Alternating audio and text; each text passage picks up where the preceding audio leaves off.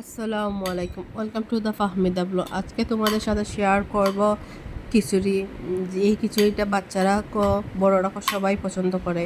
পাতলা খিচুড়িটা স্কিপ না করে পুরো ভিডিওটা দেখবে। আর পুরো উপকরণটা তোমাদের সাথে শেয়ার করব।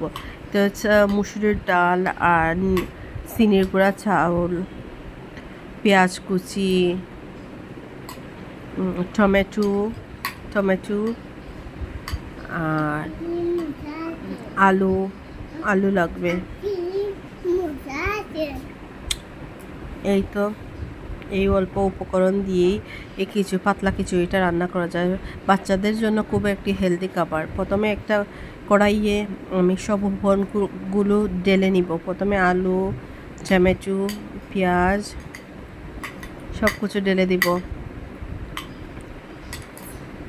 চাউলও ঢেলে দিব। এই তো লবণ, পরিমাণ মতো লবণ। তারপর সব উপকরণগুলো দিয়ে দিব। তেল পরিমাণ মতো তেল দিয়েছি, প্রায় 3 টেবিল পরিমাণ মতো তেল দিয়েছি।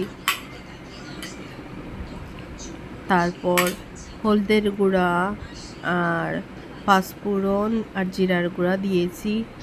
আর খিচুড়ি মশলাটা দিয়েছি 2 চামচের পরিমাণ। এই তো সব উপকরণ দেওয়া হয়ে গিয়েছে।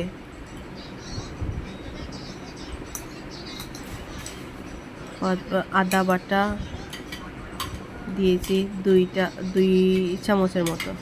পরিমাণ মতো পানি দিব।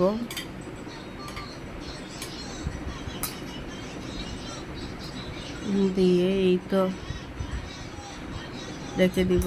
চুলায় আগুনটা বসিয়ে নিব, তারপর রান্না করব।